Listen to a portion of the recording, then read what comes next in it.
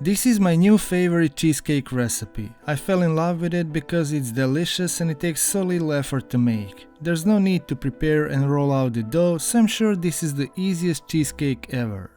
Also, I decided to make a healthier version by using ricotta cheese instead of cream cheese because it has about half the calories of cream cheese and it works really well in this recipe.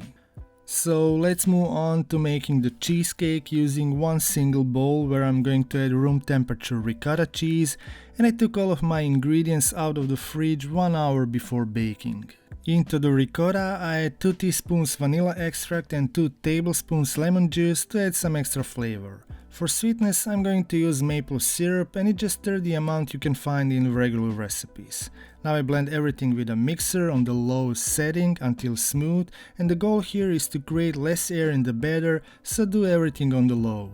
Then I'm going to beat in 3 large eggs, which will give the cheesecake body and make it fluffy, and I do that one at a time.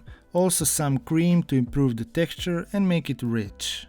And the last ingredient, I'm gonna add oat flour just a little bit to make it more firm. Again, don't overmix it, and you can see it will be a very thin batter, but that's exactly what we're looking for. For baking this cheesecake I use 8-inch or 20 cm springform pan, and I press down double layer of parchment paper to make it safe for this runny batter.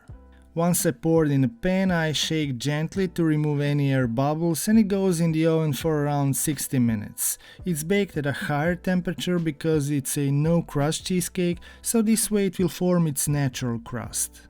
It will puff up while baking, and when I take it out from the oven it should be still jiggly in the center, but as it cools down it will deflate and will create an edge all around. And that's the hard part of this recipe, waiting to cool down. But trust me on this, you should be patient because the texture is so much better when completely cooled in the fridge, best overnight.